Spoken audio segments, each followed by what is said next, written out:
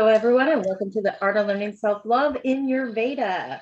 Today is day 9 out of the Art of Learning Self-Love, but this is week 9 for me in your Veda. So what I want to really do is just talk to you guys about affirmations, assignments, and how you guys can begin tuning in. So if you want to, this is the time if you need to, like to take notes or want to write down your affirmation, you can grab your notebook, your pen, paper, whatever it is that you enjoy using. And so I'm going to get myself tuned in to today's assignment of the day, which was day 9, as I was saying. And the affirmation today is, I make good and wise decisions. And when you get a chance, write it 3 to 5 times, always 3 to 5. 5, I use the number 5 so much because of grace. 5 equals grace to me. It always has, it always will. That anything in 5s is great, always has been. But that 3, 6, 9 is really, really important when you're doing repetitions, just so you guys know. I want to really break this down to something very simple. I'm going to talk about the word good. And what I want to do is talk about feelings. How do we get into the good feelings or the higher vibrational frequencies? That's where we feel good. That's why the word good comes into the difference between how we feel when things get on the negativity scale versus the positivity scale, why we have good, bad, and indifferent, and why we have all of these words. It's based off of how we feel. When we have our energy and we have ourselves in that place of where we're working, if we're dealing with a lot of irritations, agitations, and frustrations, obviously we don't feel good. So we say it's bad because we don't feel good. It's just stretching us, really. It's just those lower density areas that are literally drawing something out of us and pulling us through and teaching us. It's actually a teaching. So it's really not good or bad or indifferent. It's really about what is this teaching me right now and what do I need to tune into so that I can be more attentive to myself and my own personal need. The reason it feels bad is because it is a lower density energy, because we are growing. Growing pains hurt. So usually we say, oh, those lower vibrations are bad, but they're really not. They're just a lower vibration. It's just a lower frequency, and it's just a normal feeling and emotion. But when we're dealing with that, how do we turn it from that vibration to the ones that are up here where we want to be? So we're dealing with this fine tuning. And because of that, I want to go ahead and clear our fields right now. So I'm going to use my pitching fork for the tune to get us into tune right now to actually hear so that we can come back to a balance in our frequency. So I'm going to ring this 3 times, and then I'll go ahead and continue on to explaining the difference between the lower and the upper vibrations.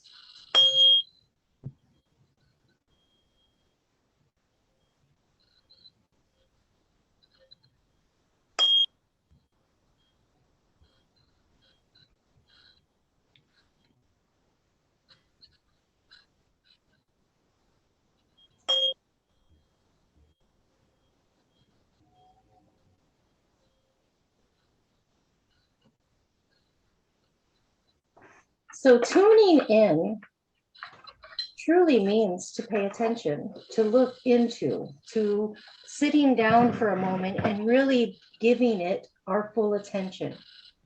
What that means is not only with our mind, but with our heart. When we're really tuned into someone, generally it's because we are enjoying the content. But when we have these lower vibrations, like when I was dealing with my technical issues this last couple months, trying to get new equipment, trying to get myself up to where I need to be, and everything was crashing all around me, I didn't feel so good. I felt rather defeated. But I had to learn how to take myself from that low energy in myself to that energy that I wanted to receive. I wanted to be in the love. I wanted to be in the joy. I wanted to be in the, but how did I shift? How do we go from that? It's what we're thinking about. So if I'm focusing, hyper focused on the frustration, I'm going to feel the frustration. But coming into that space where I'm like, it is what it is, source provides, all things work together for the good, I'll have what I need right on time every time. It's taking and programming myself and teaching myself that even though I don't see it yet, that I have the confidence that I'm going to receive it when it's time. Source, God, and the universe does not have anything but abundance to give us. But we have to come into the proper alignment. We have to be able to see. We have to be able to feel. So coming into, I make good and wise decisions, here's the other part. Looking to the wisdom. Now, we're not only looking about ourselves. When we're dealing with wisdom, we're looking at everyone involved. So collectively, when I tune into myself and tend to my feelings, which are good, bad, or indifferent, I can then go, oh, I'm resonating in a lower frequency or a higher frequency. If I want to move that, I have to make a decision. And that's where we come to. So making wise decisions, I have to remember that that wisdom is about me and everybody. It's not just one part. It's the collective fold. So the me to the we to the us of things in life is really important. And we have to begin to separate ourselves from like a detachment to every one of these different frequencies that we run through. So for myself personally, when I began learning this, it was in the assignment for today. The assignment that goes for day 9 in the Art of Learning Self-Love is about going and sitting outside or in a place that is relaxing for you. Some people ground inside, some people ground outside. Some people have meditation rooms and some people don't. Now, some people just meditate wherever they're at. And humorously, sometimes people do it on the bathroom toilet. It happens everywhere. Some people, that's the only place. How many mothers slam the door, lock the door, and go to the bathroom, standing in the shower going, oh my gosh, let me feel cleansed of all of my day. You know, these are real places that people tune into themselves. And I wanted to make that, acknowledged. It doesn't matter whether or not you're really going outside and sitting down to do something. It's about, are you fine tuning inside of yourself? Are you coming into that sacred space within and actually connecting? That's what it's about. It's about coming to that connection. So once you do and you begin grounding and you begin, that's the next part we're going to go into in just a minute, just so you guys know. We're going to go into doing a grounding technique so you guys know how to ground so that you can begin connecting to what's around you. But in this part here, what I really want to focus in on is when you go in, as the assignment says, spend 15 minutes sitting outside, just relaxing and allowing yourself to be in the moment. Write out anything that you need to release. So here we are. For myself personally this week, what I can really bring to the table is I really need to release the frustrations behind technology. Being someone who didn't get a whole lot of hands-on experience with computers, coming into a world that is nothing but computer ran for how we're connecting now, I've had to have a huge learning curve. I could have used that as an excuse to say that I couldn't do it. And it would have been perfectly acceptable for me to do so. But I had so much to give to the world that I decided it was okay for me to try and expand myself and learn. So I began diving into stuff that I didn't know nothing about. I didn't own a computer until probably 15 years ago. So I'm pretty new to everything. Like when I onboarded into real computer work was probably 25 years ago. And that was literally learning the introduction to how to surf the net. I took a class for that. I actually took a class because I didn't know nothing about computers. And the basics to computers, when I was learning how to use computers, the class that was available was literally how to open up and take apart a tower. That was the basics to computers. And then I got to learn how to use Word document. That was my education when it came to computers. So that left me pretty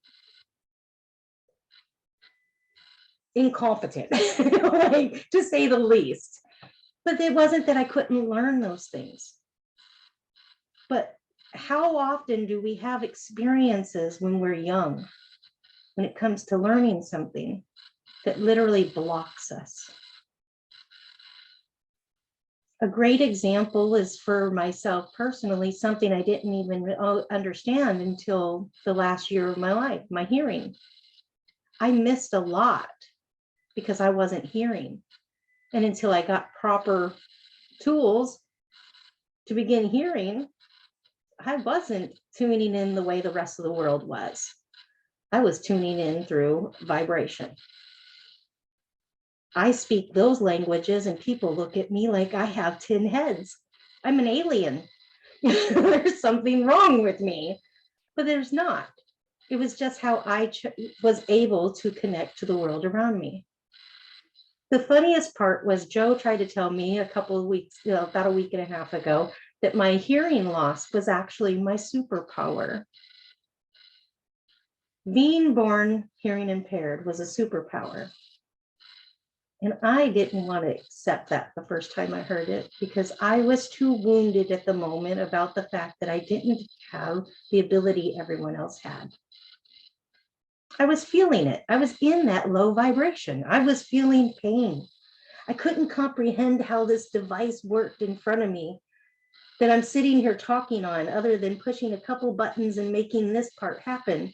Outside of that, I was completely lost because I couldn't look at the computer and touch the buttons that I needed to look at and touch while somebody else was telling me something, because I had to look at them to read their lips to know what they were saying. So I couldn't do two things at one time because my brain would not allow me to do so. So now I'm learning, this is the coolest part, is no matter where you're at in life, if you choose, if you make a decision, you can actually begin learning anything you want. You can shift from anywhere you want to be by making a solid decision. Decisions is the key to everything. If I want to have a multi-billion-dollar empire, if that's what my dream is, I'm not going to know all the details to say that to make that happen. But I can actually look at it and see the end result of what I want. But I can now take from what I want and go, okay, what are the steps that made that happen? Now, if there are parts of that that I don't know how to do, I can commit myself to a lifelong process that puts me on the trajectory to making that happen.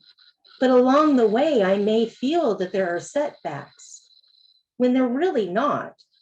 It's just places I had to learn to make that dream a reality.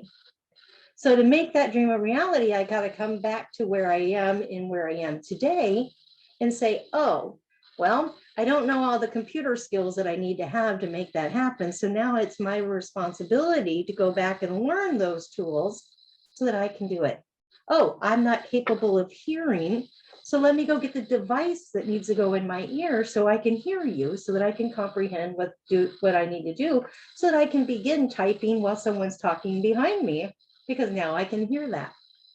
Now, I could have used my hearing deficit as an excuse and legally, with all rights, said, I'm hearing impaired. I can't do that. I can't hear. And that would have been perfectly fine. No one would have been upset with me for making that decision. But I wouldn't have been living my soul calling. I wouldn't have been doing my soul purpose if I allowed my excuses to be my reason. We are the only ones that set ourselves up to success. What we do is what changes the trajectory of the outcome. Learning these skills are easy once you decide you're ready. I can't teach you anything unless you're really tuning in and wanting to learn. If you go, I think I want to do that, but you come in and you're distracted on every device that you own, you're drinking everything, you could care less, you're writing the story, you're sewing a whatever, you're not truly committed and vouched into what you're learning. You're just checking in. And that's okay too, because we do hear a little bit, we're learning a little bit along the way, but we're not getting the fullness. Repetition is one of the number one, sorry, I'm plugging in a device so I don't lose you.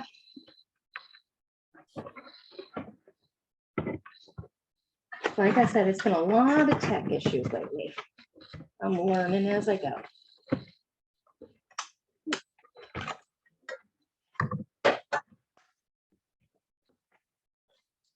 I'm a hot mess in the process. It's all good though. A hot mess in the process. But taking and learning and leaning into the tools of who we are and finding the resources that we need will be the only thing that brings us to where we want to be. We are the only part that changes it. Each one of us have a divine purpose. Every single one of us. For my mom, she sat down and really thought about it. She says, my job was just to birth you guys. I'm sorry. I like sitting here watching my TV. I love what I do every day. And she is perfectly content sitting in one space, doing her own, watching television. And that for her brings her joy. She watches, what's it called? Jeopardy and the Wheel of Fortune. Those for my mom is her pleasure. If I come in a room and sit down with that woman and watch one of those programs with her, which absolutely means nothing to me, it's actually just nonsense to Darla because it's not something that I really invest my time in. But to my mom, it actually means the absolute world. She enjoys it. So if I can take myself out of my busy schedule for 30 minutes to an hour and watch one of her programs, I've made her entire year. Because that for her is what brings her life and brings her joy. I don't comprehend why that brings her joy, but it does. And that's what matters because that's hers. Each person has a specific plan. And when she talks about hers, she says, I had the three of you girls. That was my job. I raised you. I did what I needed to do. No, I didn't do it right, but I did the best I could. You know what? You can't fight with those words. You can't argue with it, and you have to accept it for what it is. She was exactly what it needed to bring myself and my sisters into this world. That's a great thing. She delivered many wonderful people into this world. And if that was her gift, that God gave her and made her heart sing, then that is just as important as each one of us in what we do. Everybody has a written thing in their heart, and tuning into that, what is it that fuels you? That's the part of feeling good. How do we get in that feel good space? We think about the things that bring us life. When I sit here, if I'm frustrated with this computer and the tasks that I have to do each day with it because I don't understand it yet and I'm learning, what I can do is say, you know what, when I learn this, when I comprehend what I'm doing, how much better will I actually be able to connect? How much more can I actually hear the people? Well, thinking that way, it allowed me to recognize somebody when they were telling their story. I actually heard the vibration in their voice change, where they had all the momentum of going into what they wanted, but by the time they arrived where they were, it was not what they wanted. They were frustrated, they were irritated, there was so much going on the inside of them that they could not tune into what that frequency initial was to where they were going. Something had changed along the way, and they didn't even recognize it themselves. So they were kept trying to plug themselves into something each day, and it wasn't connecting for them. And they have to sort of rewrite what their real goal is because they sort of didn't have all the details yet. They're in their process. They have an idea where they're going, but they don't have all the details yet that are finite and finishing. So they're running up against agitations and irritations. So they think that this is daunting instead of exciting. I can change the vibration by thinking that I want what I want in my heart. I can take and use the words to my advantage by placing myself in a position to word things in a way that make my mind switch. So if I'm feeling sad, I'm feeling mad, I'm feeling agitated, I can accept what I'm feeling because that's my reality. That is my truth right now. And I'm going to embrace it, and I'm going to sit with it as long as I need to sit with it and say, okay, you're here. You're teaching me. Thank you. But I can then turn around as soon as I accept that, say, but I'm learning this for this. So now what do I want? Where am I going? So now I'm going to take that lower density and shift it to where I'm headed. So now I'm going to focus on people are my passion. I absolutely love doing what I do. I am in love with it, with my life. I am choosing to do the things that are going to make a difference overall. And when I think about that, that breezes me on the inside. So I want you to think about something this week that has frustrated you and just name it. Name what that situation was that frustrated you.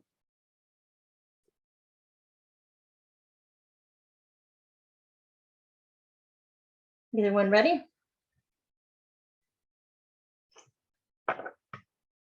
That's good. No one had a lot of frustration. So, did anything make you sad this week? So, when you're in that place of sadness, take whatever that is. You don't have to mention it. It made you sad. So, we don't have to mention it. You already know the whole story behind it. Now, I want you to take and apply what you could have, what you could bring now that you're aware of what made you sad and you've accepted the sadness. What would you like to bring to that sadness so that you can lift it up? How would you lift it?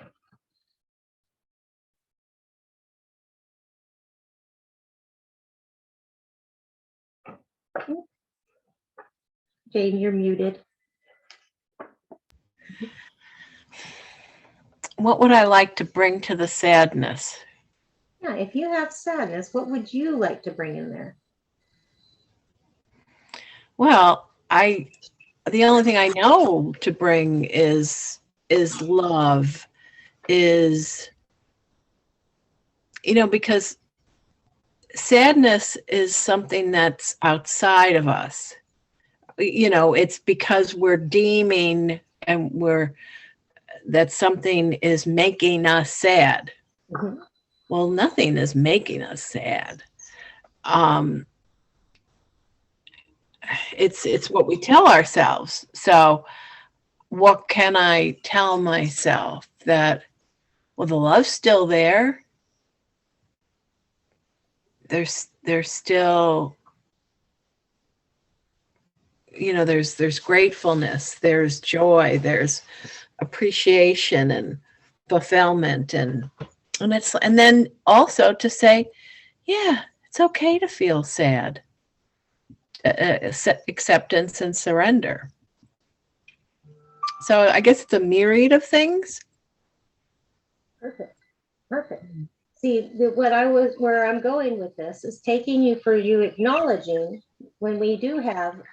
So for myself this week, I've got my son's back in the hospital. So that makes me a little sad because of he's got some other things that are happening that he's signed up for that is very interesting. Anybody have an extra minute after the call? I would really need a phone. Yeah, I do. With that, if you can schedule some time to chat, sure, I could definitely use that. Yeah, you got it. We, like I said at the beginning of class, with Russell, everybody goes through things. We all have stuff that pops up in our lives every day, and it's how we respond is the key. Mm-hmm. So when we take and we look at those frustrations or those irritations, like myself with my computer stuff, or the lack of being able to hear sometimes when I'm trying to learn how to maneuver with these new devices and stuff that I'm coming into, coming online, it's literally like it just flipped a switch for me, where somebody else walking in and out of a room would have heard all those normal sounds every day. And for me, it's overwhelming and tries to make my brain shut off and go, oh, I can't cope. But then I can take a minute and a breather and then retrain myself to start all over again. It's about dedicating ourselves to ourselves and being able to walk with ourselves through it. Everybody is trained at this point in the model of life is to go and listen to everybody else and do what everybody else is saying, because that is what everybody has done since the beginning of time, and nobody knew that they needed to stop and just look within. Then you get all of these different people over the years. You get prophets and you get mentors and you get gurus and you get this and you get that. And they're all like, oh, just turn within. And everybody's going, you're the weird one out there. Go ahead. I'll be the weird one. I own it. I'll raise both hands on that one. Because of the fact that that's what helped me to get through. When everything in my world, and I sat in that counseling office and they were sitting there going, your whole world, Darla, your whole world was so bad. I can't believe you're not on the floor in tears, in a ball. That's not very affirming or encouraging when you have the counselors telling you, I don't know how you did it. This doesn't make sense. And I remember the day that happened for me. What happened that day was I was sitting there with them and they were all upset. There were several counselors one counselor had come in to help the counselor that broke because of information I gave her. She was not equipped to handle my story. Somebody saw a caseload, handed me over to a case, and they didn't know the story yet. And I broke somebody in counseling, and I had to help prepare them enough for them to go seek somebody else to come in to help both of us. So they went and got another professional who was the doctorate over everyone in that facility. And they came in and they began working and they said, Darla, how are you able to come and coach us on what you went through? I said, well, it was my experience. I've already been through it. I'm still here. I lived it. They didn't. They'd never experienced even hearing a story that was that horrible. So for them, hearing that literally, because it was not something that they were equipped to handle, became too much. And because of that lack of knowledge of the experience itself, they had to come and ask me questions on what to do next. Well, in that moment, they asked me how I was able to survive. And this is the tool I want everybody to really hear. I want you to imagine whatever your situation that you're in right now that is overwhelming and pressing you down and making you feel like you were completely defeated. And I want you to imagine that you have the ability to take that whole situation and throw it in a box. It's going to be a complete mess in that box when you open it. You have no idea what's what anymore because it's just been tossed in there. You take the entire situation. You open back up the box. When you're ready, take a breather. Take a minute. Open the box back up and then reach in and pick out what you really need and leave behind what you don't. And then push that box off to let it go wherever it goes. Because it no longer matters. What matters is that you picked up the lesson and you learned from what you needed to learn. The rest of the story is just that, a story. And the most amazing part is our mind does not know the difference between fact and fiction. So if I'm watching a movie, my brain is engaged in thinking that that's really happening in front of me. So if my whole life is in complete ruins and I don't know what to do with it anymore, I can throw it in a box just like I would if I was getting up and moving, throw it all in a box, and then I can choose to open it up when I'm ready to pick up what I really need out of that box. And I can discard what I don't. Because when our brain is literally stuck in its motion, the story, as important as the story is, will actually allow us to be able to decipher what's necessary and what's not. Because now we're looking at it from an outsider, bird eye view. You want to remove yourself from it. When we're stuck in the feelings of it and we're stuck in the environment of it and we're stuck in it, we can't do anything else except react. It's like taking the soda bottle and shaking it up. And we're going to be reactive. So if I open that top of that bottle, what's going to happen? Soda's going to spill everywhere. Same thing happens with our feelings when we're not literally handling them and we're pushing them in and dealing with life. The same thing happens. That's why I recommend to everyone, drop the whole story in a box. Let's look at it together and pick it apart. What do you really need to keep? And what do you need to discard? What's serving your highest good and the highest good of all around you? And when we tune into that, that's how we can begin changing things. But I also said that in today's session, I wanted to take everyone through a technique to bring you into grounding. And I'm not going to leave anybody out of that. So what I want you to do is I want you to get yourself set up in your chair, wherever you're at. And just close your eyes and connect to yourself. Just see yourself, feel yourself, hear your breath as it's coming in and going out. You hear your breath coming in and going out. Come to that space within where you just sort of feel at peace.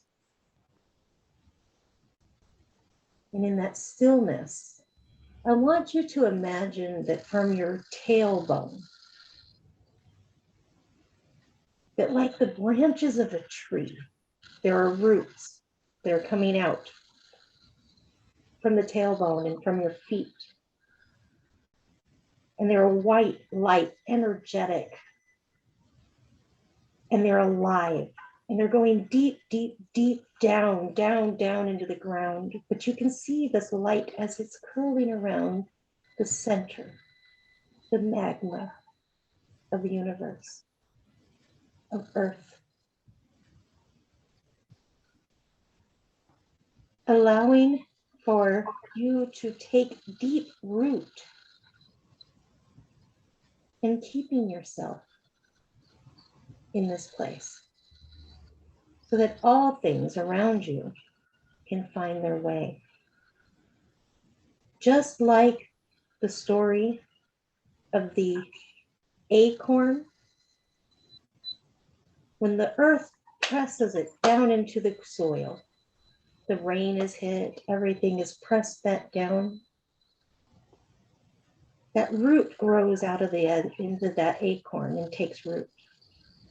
When we take root, just like the acorn, it allows for the things that our body needs to begin marching to us and finding us.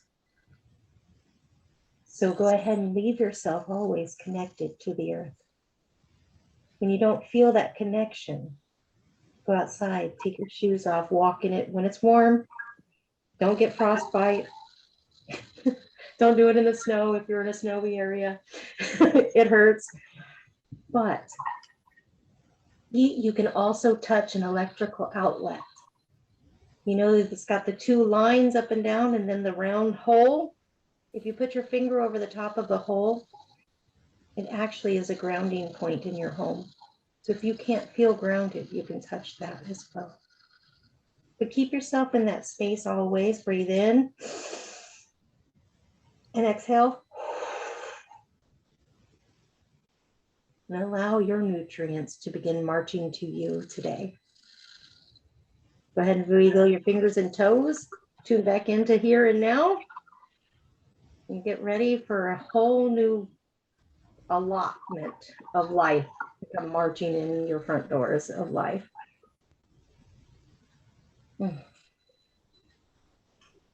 Go ahead and hit the end on the record if I can get this computer to cooperate.